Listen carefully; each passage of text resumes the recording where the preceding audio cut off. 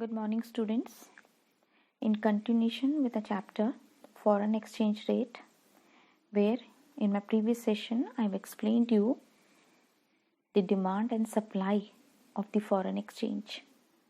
So today we will be doing managed floating.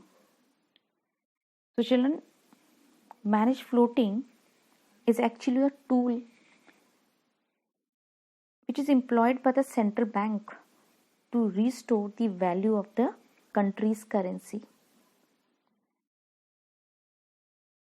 You can also say that managed floating is an instrument in the hands of a central bank, and they use it when they have to restore the value of the country's currency in relation to the other currencies, and that too within the desired limits. Desired limits even when exchange rate is determined by the market forces of demand and supply. So children, this managed floating is almost similar to repo rate policy of the central bank. If you all remember, we did this repo rate policy of central bank in the chapter banking, that how central bank uses its repo rate to regulate the market rate of interest in the domestic money market. So similarly, central bank uses this tool of managed floating so as to control or to restore the value of the country's currency. So children, even when exchange rate is determined by the forces of supply and demand in the international money market, it happens at times that central bank or the RBI, they intervene to manage the exchange rate so that it does not slip out of the desired limits. So managed floating is a system of controlling that exchange rate. And let me tell you, this managed floating is also known by the name of dirty floating. So let's see how actually central bank does this work.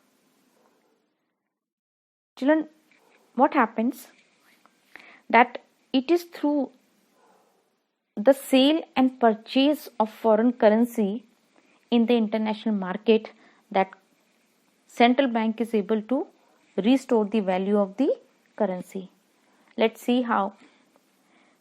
So children, when the central bank realizes that the market value of domestic currency is highly, or let's say is heavily depreciating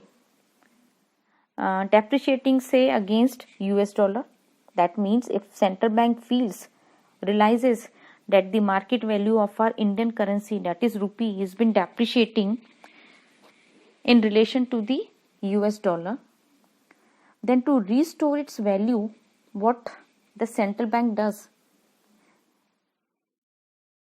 they sell the US dollar in the international money market.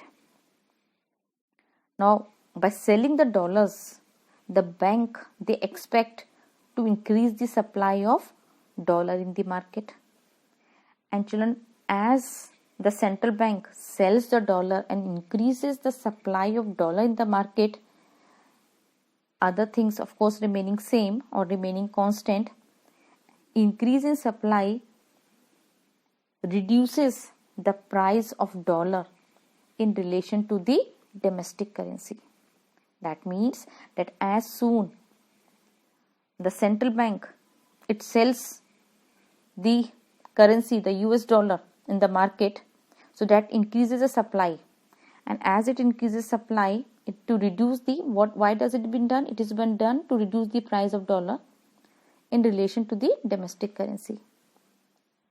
Now such action of the central bank becomes very essential when falling value of rupees or the rising value of dollar takes place. Means it becomes necessary for the central bank to intervene in between if, let's say, the value of a rupee reduces, depreciates, and the value of US dollar appreciates. So that is the time when central bank intervenes. Now children, in a similar way, let's say if the situation is opposite. Now when the central bank realizes that the market value of domestic currency is rising excessively, causing a fall in the foreign demand for domestic goods, means that the value of a rupee increases up to a so high level that a foreign demand for domestic goods, it decreases. Now this is the time when central bank does what? Central bank, they start buying the foreign currency, and as they start buying the foreign currency, the demand for foreign currency is raised, so its price in relation to the domestic currency also rises. As its price in relation to the domestic currency rises, now foreigners can buy more of domestic goods with, let's say, $1, and accordingly the export demand for the domestic good is restored. So children, this is how the central bank, they intervene when they find that the exchange rate is going beyond the desired limit. So either they buy the foreign currency or either they purchase the foreign currency so as to restore the value in such a way that they are able to manage it.